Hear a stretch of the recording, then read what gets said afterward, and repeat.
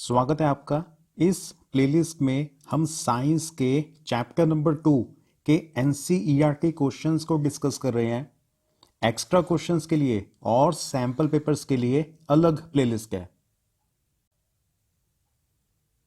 Chapter number 2 का नाम है is matter around us pure और एनसीईआरटी क्वेश्चंस में सबसे पहले बारी है इन टेक्स्ट क्वेश्चंस की, जो चैप्टर के बीच बीच में अलग अलग जगह पर दे रखे होते हैं। उसके बाद बैक एक्सरसाइज के क्वेश्चंस और उसके बाद सॉल्व एग्जांपल्स जो न्यूमेरिकल्स दे रखे हैं उन्हें डिस्कस करेंगे। फर्स्ट क्वेश्चन है what is meant by a pure substance. Question में यह पूछा जा रहा है कि प्योर सब्सटेंस का मतलब क्या होता है। देखो, प्योर सब्सटेंस की डेफिनेशन आप ऐसे लिख सकते हो, a substance that consists of only one kind of particles is called a pure substance. कोई भी ऐसा सब्सटेंस जिसके अंदर सिर्फ और सिर्फ एक ही तरह के पार्टिकल्स हैं, तो उस तरह के सब्सटेंस को हम बोलेंगे प्योर सब्सटेंस। देखो, साइंस में प्योर सब्सटेंस की डेफिनेशन ये होती है कि सब्सटेंस के अंदर ना सिर्फ एक ही तरह के पार्टिकल्स होने चाहिए। अगर एक से ज्यादा तरह के पार्टिकल्स हैं तो फिर साइंटिफिक नजरिए से देखने पे उसे प्योर सब्सटेंस नहीं बोला जाएगा। For example, milk is not a pure substance. जो मिल्क है उसे प्योर सब्सटेंस नहीं बोलेंगे, क्योंकि मिल्क के अंदर फैट के पार्टिकल्स भी होते हैं, कैल्शियम के पार्टिकल्स भी होते हैं और भी बहुत सारी अलग अलग तरह की चीजें प्रेजेंट होती हैं। तो साइंटिफिक नजरिए से देखने पे किसी भी सब्सटेंस को प्योर सब्सटेंस तब बोला जाएगा जब उसके अंदर सिर्फ और सिर्फ एक ही तरह के पार्टिकल्स हैं। अगर किसी भी सब्सटेंस में एक से ज्यादा तरह के पार्टिकल्स हैं तो फिर उसे प्योर सब्सटेंस नहीं बोलेंगे। जैसे अगर आपके पास आयरन का पीस है ना, तो उस आयरन के पीस पे सारे के सारे आयरन के ही पार्टिकल्स हैं, सिर्फ एक ही तरह के पार्टिकल्स हैं, तो वो प्योर सब्सटेंस है। अगर आपके पास प्योर गोल्ड है तो उसके अंदर सिर्फ और सिर्फ एक ही तरह के पार्टिकल्स हैं, सारे के सारे गोल्ड के ही पार्टिकल्स हैं, तो वो भी प्योर सब्सटेंस है। जितने भी एलिमेंट्स हैं ना, सारे एलिमेंट्स प्योर सब्सटेंस के ही एग्जांपल्स हैं। टोटल 118 एलिमेंट्स हैं और सारे के सारे एलिमेंट्स प्योर सब्सटेंस के एग्जांपल के अंदर ही आते हैं। नेक्स्ट क्वेश्चन है list the points of differences between homogeneous and heterogeneous mixtures. हमने होमोजीनियस और हेट्रोजीनियस मिक्सचर्स के बीच में क्या डिफरेंसेस होते हैं उन्हें डिस्कस करना है। तो होमोजीनियस मिक्सचर में फर्स्ट पॉइंट में आप लिखोगे it has uniform appearance through out the mixture. जितने भी होमोजीनियस मिक्सचर होते हैं ना, वो देखने में हर जगह से एक जैसे ही नजर आते हैं। उनकी अपीयरेंस यूनिफॉर्म होती है, मतलब देखने में हर जगह से पूरा का पूरा मिक्सचर एक जैसा ही नजर आएगा। फॉर एग्जाम्पल, अगर आप एक कॉपर सल्फेट के पीस को ना वाटर में डाल दो और अच्छे से मिक्स कर दो, तो पूरा का पूरा सॉल्यूशन ब्लू कलर का हो जाएगा। अब हर जगह से ना आपको वो एक जैसा ही नजर आएगा, मतलब टॉप लेयर के अंदर जितना ज्यादा ब्लू है, जो मिडल पोर्शन होगा और जो लोअर पोर्शन होगा उसके अंदर भी एग्जैक्टली उतना ही ब्लू कलर आ रहा होगा। तो होमोजेनियस मिक्सचर्स की अपीयरेंस यूनिफॉर्म होती है through out the mixture. Heterogeneous mixture में फर्स्ट पॉइंट में आप लिखोगे it does not have uniform appearance through out the mixture.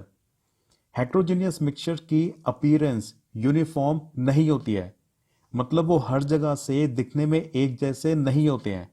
आप क्लियरली देख के बता सकते हो कि यहाँ पे फर्स्ट टाइप के पार्टिकल्स प्रेजेंट हैं और दूसरी जगह पे किसी और तरह के पार्टिकल्स प्रेजेंट हैं। फॉर एग्जाम्पल, अगर आप ऑयल और वाटर उन दोनों को एक ग्लास में मिक्स कर देते हो तो आपने हेट्रोजीनियस मिक्सचर बना दिया है। अब ऑयल और वाटर के अंदर आप ऑब्जर्व करोगे कि ना एक क्लियर बाउंड्री होगी, नीचे वाटर प्रेजेंट होगा और उस बाउंड्री के ऊपर ऑयल प्रेजेंट होगा। तो आप देख के बता पाओगे कि यहां पर ऑयल है और यहां से नीचे नीचे वाटर है। तो होमोजीनियस मिक्सचर्स की अपीयरेंस यूनिफॉर्म होती है और हेट्रोजीनियस मिक्सचर्स की अपीयरेंस यूनिफॉर्म नहीं होती, मतलब हर जगह से दिखने में वो एक जैसे नहीं होते। होमोजीनियस मिक्सचर में सेकंड पॉइंट में आप लिखोगे it has uniform composition throughout the mixture. जो होमोजीनियस मिक्सचर है उनकी कॉम्पोजिशन भी यूनिफॉर्म होती है। कॉम्पोजिशन यूनिफॉर्म होने का मतलब है कि हर जगह पे जो भी पार्टिकल्स प्रेजेंट है ना, उनकी परसेंटेज सेम होती है। हेट्रोजीनियस मिक्सचर में आप सेकंड पॉइंट में लिखोगे it does not have uniform composition throughout the mixture. Heterogeneous mixtures की कॉम्पोजिशन यूनिफॉर्म नहीं होती है, मतलब हर जगह पे जो मिक्सचर के पार्टिकल्स है ना, वो सेम परसेंटेज में प्रेजेंट नहीं होते हैं। किसी जगह पे किसी तरह के पार्टिकल्स ज्यादा परसेंटेज में प्रेजेंट होंगे, तो किसी और जगह पे किसी और तरह के पार्टिकल्स ज्यादा परसेंटेज में प्रेजेंट होंगे। होमोजीनियस मिक्सचर की कॉम्पोजिशन यूनिफॉर्म होती है, मतलब सारे के सारे पार्टिकल्स पूरे के पूरे मिक्सचर में सेम परसेंटेज में ही प्रेजेंट होते हैं। लेकिन हेट्रोजीनियस मिक्सचर्स की कॉम्पोजिशन यूनिफॉर्म नहीं होती, मतलब किसी जगह पे पार्टिकल्स किसी परसेंटेज में प्रेजेंट होते हैं और किसी और जगह पे पार्टिकल्स की परसेंटेज कुछ और होती है। होमोजीनियस मिक्सचर में नेक्स्ट पॉइंट में आप लिखोगे components of the mixture can not be easily separated. Homogeneous mixture के कंपोनेंट्स को आप आसानी से सेपरेट आउट नहीं कर सकते, लेकिन हेट्रोजीनियस मिक्सचर के कंपोनेंट्स को आसानी से सेपरेट आउट किया जा सकता है। Components of the mixture can be separated easily by physical processes. Homogeneous mixture के कंपोनेंट्स को सेपरेट आउट नहीं किया जा सकता, लेकिन हेट्रोजीनियस मिक्सचर के कंपोनेंट्स को सेपरेट आउट किया जा सकता है फिजिकल प्रोसेसेस को यूज करके। नेक्स्ट पॉइंट में आप लिखोगे components can not be seen through naked I. Homogeneous mixture के कंपोनेंट्स को आप नेकेड आई से नहीं देख सकते, क्योंकि जो सॉल्यूट के पार्टिकल्स है ना, वो पूरी तरह से डिसॉल्व हो जाते हैं सॉल्वेंट के अंदर। जैसे अगर आपने सॉल्ट को वाटर के अंदर मिक्स कर दिया, तो जो सॉल्ट के पार्टिकल्स हैं वो वाटर के अंदर डिसॉल्व हो चुके हैं, तो इस वजह से अब आपको सॉल्ट के पार्टिकल्स नजर नहीं आएंगे। हेट्रोजीनियस मिक्सचर के जो कंपोनेंट्स होते हैं ना, उन्हें नेकेड आई से देखा जा सकता है। फॉर एग्जाम्पल, अगर आपने ऑयल और वाटर को मिक्स किया है, तो ग्लास में देख के आप क्लियरली बता पाओगे कि यहां पर वाटर प्रेजेंट है और यहां पर ऑयल प्रेजेंट है। तो होमोजीनियस मिक्सचर के कंपोनेंट्स को नेकेड आई से नहीं देखा जा सकता, लेकिन हेट्रोजीनियस मिक्सचर के कंपोनेंट्स को नेकेड आई से देखा जा सकता है और बताया जा सकता है कि यहाँ पे first type of particles present है और इस जगह पे second type of particles present है। नेक्स्ट पॉइंट में आप लिखोगे whole mixture is in one phase. जो होमोजीनियस मिक्सचर्स होते हैं ना, वो सिर्फ और सिर्फ एक ही फेज के अंदर होते हैं। वन फेज का मतलब है या तो पूरा का पूरा सॉलिड, या पूरा का पूरा लिक्विड, या पूरा का पूरा गैसियस फॉर्म के अंदर। और हेट्रोजीनियस मिक्सचर में mixture can have more than one phase. Heterogeneous mixture के अंदर एक से ज्यादा तरह का फेज प्रेजेंट हो सकता है। फॉर एग्जाम्पल, अगर आपने सैंड को वाटर के अंदर मिक्स कर दिया, तो सैंड के जो पार्टिकल्स हैं वो वाटर के अंदर डिसॉल्व थोड़ी होते हैं, तो वाटर वो लिक्विड फेज के अंदर है और जो सैंड है वो सॉलिड फेज के अंदर है। तो मिक्सचर के अंदर सॉलिड भी प्रेजेंट है और लिक्विड भी प्रेजेंट है, मतलब मिक्सचर में एक से ज्यादा तरह का फेज है। लेकिन जो होमोजीनियस मिक्सचर होते हैं उनमें सिर्फ वन फेज होता है। हेट्रोजीनियस मिक्सचर के अंदर एक से ज्यादा फेज भी हो सकते हैं। नेक्स्ट पॉइंट पे आप लिखोगे solute particles are very small in size. जो होमोजीनियस मिक्सचर है ना, उसमें सॉल्यूट के पार्टिकल्स बहुत ही ज्यादा छोटे साइज के होते हैं, लेकिन हेट्रोजीनियस मिक्सचर में solute particles are large in size. Homogeneous mixture में सॉल्यूट के पार्टिकल्स बहुत ज्यादा छोटे होते हैं। हेट्रोजीनियस मिक्सचर में जो सॉल्यूट के पार्टिकल्स हैं वो थोड़े बड़े साइज के होते हैं, they are larger in size. Next question is how are solve, solution and suspension different from each other. Question में यह पूछा जा रहा है कि ये वाले जो तीन तरह के मिक्सचर्स होते हैं, सॉल्व, सॉल्यूशन और सस्पेंशन, ये दोनों आपस में एक दूसरे से किस तरह से डिफरेंट है। तो हमने इन तीनों के बीच में पॉइंट्स ऑफ डिफरेंसेस लिखने हैं। देखो सॉल्व है ना, सॉल्व का मतलब है colloidal solution. Sol is a type of colloidal solution. हमारी एनसीईआरटी की बुक में पेज नंबर 18 पे क्लियरली लिखा हुआ है। सॉल्यूशन का मतलब है ट्रू सॉल्यूशन, और सस्पेंशन तो सस्पेंशन ही है। तो अल्टीमेटली क्वेश्चन में ये पूछा जा रहा है कि ट्रू सॉल्यूशन, कोलाइडल सॉल्यूशन और सस्पेंशन, इन तीनों के अंदर क्या क्या डिफरेंसेस होते हैं। हमने ट्रू सॉल्यूशन, कोलाइडल सॉल्यूशन और सस्पेंशन, इन तीनों के अंदर पॉइंट्स ऑफ डिफरेंसेस बताने हैं। इन तीनों के अंदर जो फर्स्ट डिफरेंस है ना, वो तो है साइज ऑफ सॉल्यूट पार्टिकल्स का। सॉल्यूट पार्टिकल्स का size true solution, colloidal solution और सस्पेंशन, इन तीनों के अंदर अलग अलग होता है। पहले ट्रू सॉल्यूशंस का देखते हैं। The particles of true solution are smaller than 1 nanometer in diameter. True solution में जो पार्टिकल्स होते हैं ना, सॉल्यूट के जो पार्टिकल्स होते हैं, उनका साइज 1 नैनोमीटर से भी ज्यादा छोटा होता है। 1 नैनोमीटर का मतलब होता है 10⁻⁻⁹ मीटर, जो कि बहुत ज्यादा छोटा डिस्टेंस है। तो ट्रू सॉल्यूशंस के पार्टिकल्स बहुत ही ज्यादा छोटे होते हैं। The particles of colloidal solution are between 10 to 100 nanometre in diameter. Colloidal solution के जो पार्टिकल्स है ना, वो थोड़े से बड़े होते हैं। वो 10 से 100 नैनोमीटर के बीच में लाई करते हैं। ट्रू सॉल्यूशंस के तो बहुत ही ज्यादा छोटे हैं, 1 नैनोमीटर से भी ज्यादा छोटे। कोलाइडल सॉल्यूशन के पार्टिकल्स का साइज होता है 10 से लेकर 100 नैनोमीटर तक के बीच में। And the particles of suspension are greater than 100 nanometre in diameter. इन तीनों में से जो सस्पेंशन के पार्टिकल्स है ना, उनका साइज सबसे ज्यादा बड़ा होता है। सस्पेंशन के पार्टिकल्स का साइज 100 नैनोमीटर से भी ज्यादा होता है। तो ट्रू सॉल्यूशन के पार्टिकल्स तो 1 नैनोमीटर से भी ज्यादा छोटे हैं। कोलाइडल सॉल्यूशन के पार्टिकल्स थोड़े से बड़े हैं, 10 से 100 नैनोमीटर तक के बीच में है। और सस्पेंशन के पार्टिकल्स का साइज ग्रेटेस्ट है, वो 100 नैनोमीटर से भी ज्यादा बड़े साइज के होते हैं। इन तीनों के बीच में जो सेकंड पॉइंट ऑफ डिफरेंस है, वो विजिबिलिटी ऑफ सॉल्यूट पार्टिकल्स को लेके है।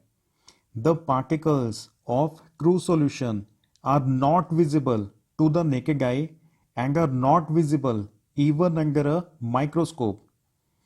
ट्रू सॉल्यूशन के पार्टिकल्स इतने ज्यादा छोटे होते हैं कि ना तो माइक्रोस्कोप के नीचे नजर आते हैं और ना ही डायरेक्टली हम देख पाते हैं।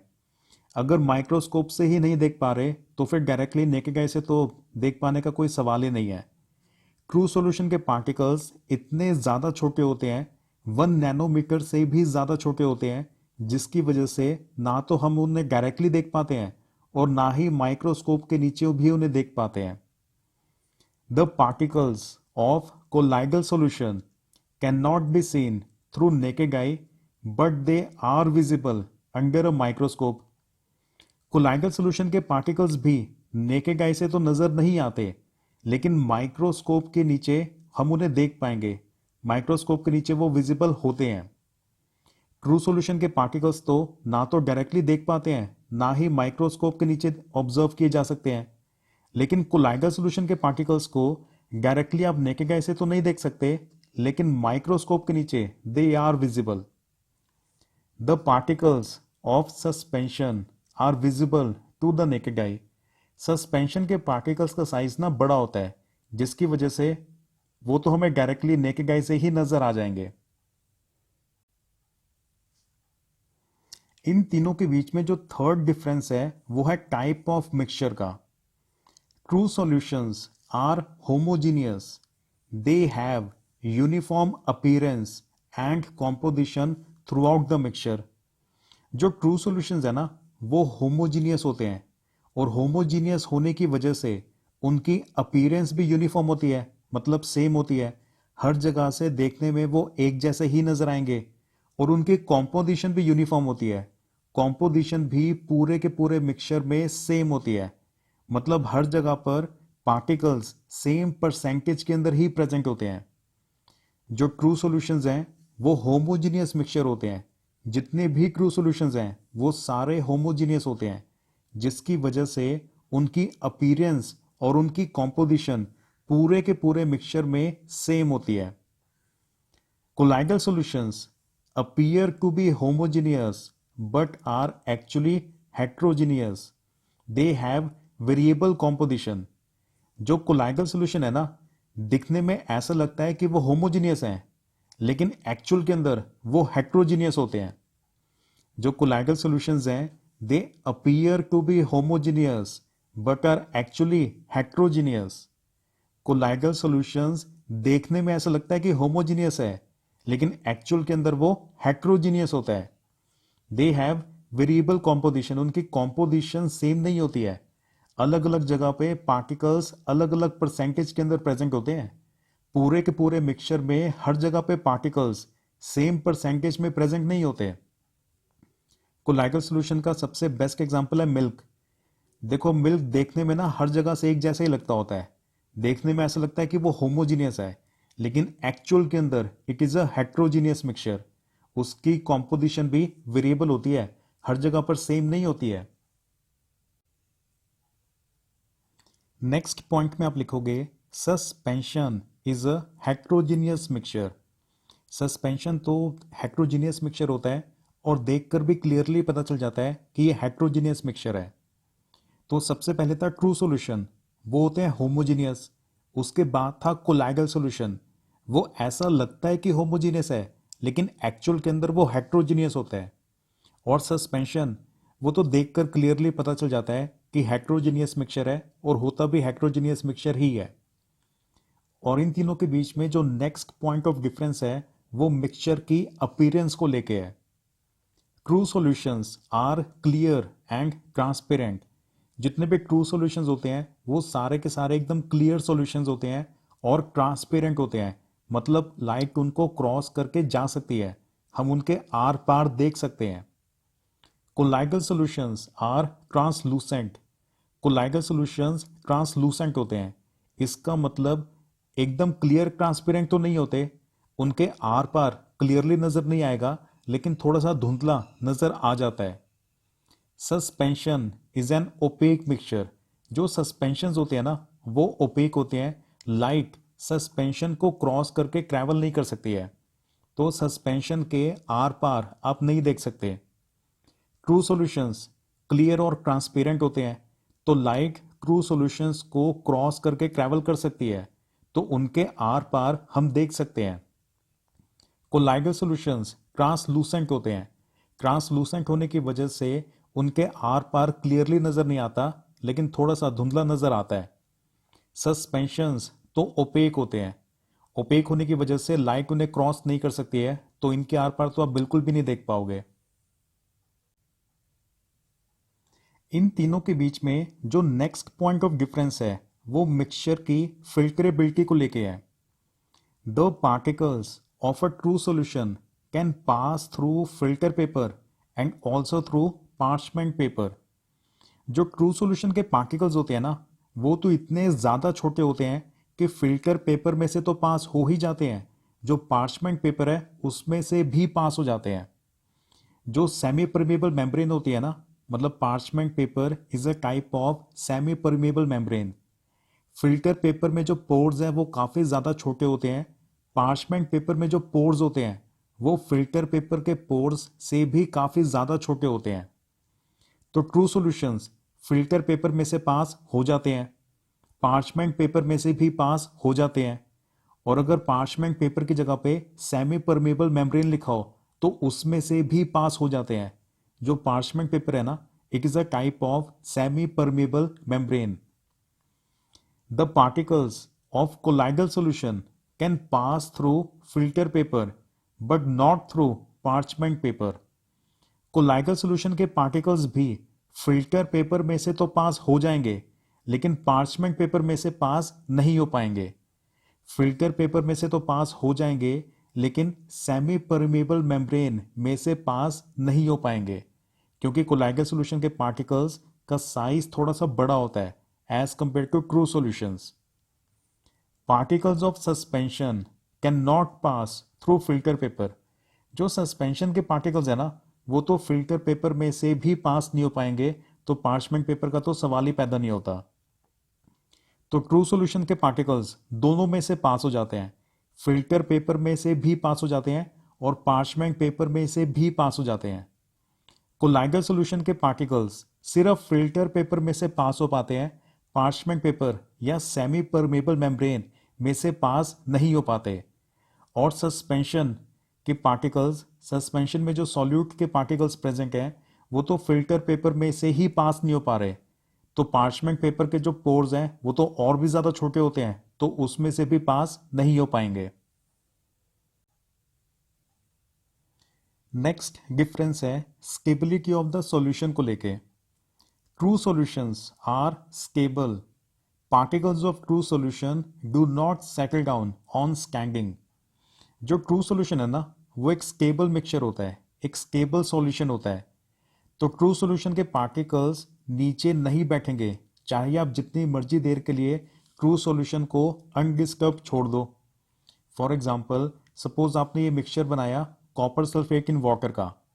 आपने वाटर लिया और उसके बीच में एक कॉपर सल्फेट के पीस को डाल दिया, तो पूरा अच्छे से मिक्स करने के बाद ये वाला जो सॉल्यूशन है वो ब्लू कलर का हो जाएगा। अब इस सॉल्यूशन को आप ऐसे ही रहने दो, चाहे जितनी मर्जी देर के लिए आप इस सॉल्यूशन को ऐसे ही रखो। जो कॉपर सल्फेट के पार्टिकल्स है ना वो ऐसे, they will not settle down at the bottom. Copper sulphate के पार्टिकल्स ऐसे नीचे आके बैठ नहीं जाएंगे। मिक्सचर के अंदर कॉपर सल्फेट के पार्टिकल्स हमेशा ही डिसॉल्व्ड फॉर्म के अंदर ही रहेंगे। जो ट्रू सॉल्यूशंस हैं वो स्टेबल होते हैं। स्टेबल होने का मतलब है कि जो सॉल्यूट के पार्टिकल्स हैं वो डिसॉल्व्ड फॉर्म के अंदर ही रहते हैं, वो सॉल्यूशन के नीचे वाले बेस पे आके इकट्ठा नहीं हो जाते। Colloidal solutions are also stable. Solute particles do not settle down at the bottom. जो कोलाइडल सॉल्यूशंस है ना वो भी स्टेबल होते हैं। उनके अंदर भी जो सॉल्यूट के पार्टिकल्स हैं वो पूरे के पूरे मिक्सचर के अंदर ही घूमते रहते हैं, वो नीचे जाके सेटल नहीं हो जाते। जैसे मिल्क है, मिल्क एक कोलाइडल सॉल्यूशन है। अब मिल्क को आप जितनी मर्जी देर के लिए अनडिस्टर्ब फॉर्म में रखो, मिल्क के अंदर जो फैट पार्टिकल्स हैं, जो कैल्शियम के पार्टिकल्स हैं और बाकी जितने भी तरह के पार्टिकल्स हैं वो हमेशा मिक्सचर के अंदर ही रहेंगे, वो नीचे आके बेस पे सेटल नहीं हो जाएंगे। तो कोलाइडल सॉल्यूशंस भी स्टेबल होते हैं, ट्रू सॉल्यूशंस भी स्टेबल होते हैं, कोलाइडल सॉल्यूशंस भी स्टेबल होते हैं। Suspension is not a stable mixture. जो सस्पेंशन है ना वो स्टेबल नहीं होते हैं। Solute particles settle down when a suspension is left undisturbed. अगर आपने सस्पेंशन को अनडिस्टर्ब फॉर्म के अंदर थोड़ी देर के लिए छोड़ दिया तो हम ऑब्जर्व करेंगे कि सॉल्यूट के पार्टिकल्स धीरे धीरे डाउनवर्ड डायरेक्शन में मूव करना स्टार्ट करेंगे और ultimately they will settle down. वो नीचे सस्पेंशन के बेस पे जाके सेटल डाउन हो जाएंगे, बैठ जाएंगे। फॉर एग्जाम्पल, आपने सैंड को वाटर में मिक्स किया है। अब अगर आप इस सॉल्यूशन को ना अनडिस्टर्ब छोड़ दो तो धीरे धीरे सैंड के पार्टिकल्स डाउनवर्ड डायरेक्शन में मूव करना स्टार्ट करेंगे और थोड़े टाइम के बाद काफ़ी सारे सैंड के पार्टिकल्स आप ऑब्जर्व करोगे कि बॉटम पे ना इकट्ठा हो गए हैं और बाकी पार्टिकल्स अभी और धीरे धीरे नीचे की तरफ आ रहे हैं। इन तीनों के बीच में जो नेक्स्ट पॉइंट ऑफ डिफरेंस है वो टिंगल इफेक्ट को लेके है। True solutions do not show Tyndall effect. जो ट्रू सॉल्यूशंस है ना वो टिंगल इफेक्ट को शो नहीं करते। मतलब अगर आप लाइट को ट्रू सॉल्यूशन में से पास करोगे तो लाइट का जो पाथ है वो विजिबल नहीं होगा, लाइट का पाथ विजिबल नहीं होगा। Colloidal solutions show Tyndall effect. अगर आप कोलाइडल सॉल्यूशन में से लाइट को पास करोगे then the path of light will become visible. तो लाइट जिस रास्ते पे ट्रेवल कर रही है वो रास्ता आपको नजर आना स्टार्ट हो जाएगा। Suspensions show Tyndall effect. Suspension भी टिंगल इफेक्ट को शो करते हैं। अगर सस्पेंशन में से आप लाइट को पास करोगे then the path of light will become visible. Suspension के अंदर भी लाइट का पाथ नजर आना स्टार्ट हो जाता है। तो ट्रू सॉल्यूशंस टिंगल इफेक्ट को शो नहीं करते। कोलाइडल सॉल्यूशन और सस्पेंशन ये दोनों टिंगल इफेक्ट को शो करते हैं। टिंगल इफेक्ट ये होता था जो लाइट का पाथ है ना वो नजर आना स्टार्ट हो जाता है कि लाइट किस डायरेक्शन के अंदर ट्रैवल कर रही है। तो लाइट को अगर आप पास करने की कोशिश करो ट्रू सॉल्यूशन, कोलाइडल सॉल्यूशन और सस्पेंशन के बीच में से, तो ट्रू सॉल्यूशन क्योंकि किंगल इफेक्ट को शो नहीं करते तो लाइट का पाथ हमें नजर नहीं आएगा। लेकिन कोलाइडल सॉल्यूशन और सस्पेंशन के बीच में जो छोटे छोटे पार्टिकल्स प्रेजेंट होते हैं ना, वो पार्टिकल्स लाइट को स्कैटर करेंगे। लाइट की स्कैटरिंग होती है जिसकी वजह से लाइट का रास्ता हमें नजर आना स्टार्ट हो जाता है। टिंगल इफेक्ट को हो सकता है कि आपने एक्चुअल में भी ऑब्जर्व किया हो। देखो सपोज अगर आफ्टरनून का टाइम है, दोपहर का टाइम है, और आप आराम से अपने रूम में बैठे हो और आपने लाइट्स ऑफ कर रखी है, और सपोज आसपास कोई विंडो है और उस विंडो का पर्दा थोड़ा सा साइड में हुआ है, तो वहां से ना सनरेज रूम के अंदर एंटर कर रही हैं। तो सनरेज का जो पाथ होता है वो हमें नजर आना स्टार्ट हो जाता है, और उसके अंदर छोटे छोटे पार्टिकल्स होते हैं वो रैंडमली मूव कर रहे होते हैं, वो भी हमें नजर आ रहे होते हैं। तो सनरेज का जो पाथ है वो आपको नजर आना स्टार्ट हो गया ना। The path of light becomes visible due to presence of small dust particles in the atmosphere. This effect is known as Tyndall effect. जब आप अपने रूम में आराम से बैठे हुए थे ना और विंडो में से लाइट एंटर कर रही थी, तो रूम में जो छोटे छोटे डस्ट पार्टिकल्स प्रेजेंट होते हैं जो कि बहुत ज़्यादा छोटे होते हैं, वो लाइट को स्कैटर कर देते हैं, जिसकी वजह से लाइट का रास्ता हमें नजर आना स्टार्ट हो जाता है। इसी इफेक्ट को बोलते हैं किंगल इफेक्ट। और कोलाइडल सॉल्यूशन और सस्पेंशन के बीच में जो सॉल्यूट के पार्टिकल्स होते हैं ना, वो लाइट को स्कैटर कर देते हैं, जिसकी वजह से कोलाइडल सॉल्यूशन में से जब लाइट पास होती है या सस्पेंशन में से जब लाइट पास होती है, तो लाइट का रास्ता हमें नजर आना स्टार्ट हो जाता है। लाइट किस डायरेक्शन में ट्रैवल कर रही है वो नजर आना स्टार्ट हो जाता है। तो ट्रू सॉल्यूशन किंगल इफेक्ट को शो नहीं करते, बाकी दोनों किंगल इफेक्ट को शो करते हैं। शेर की तरह पूरी ताकत से तैयारी करनी है एग्जाम की। See you in the next video. All the best.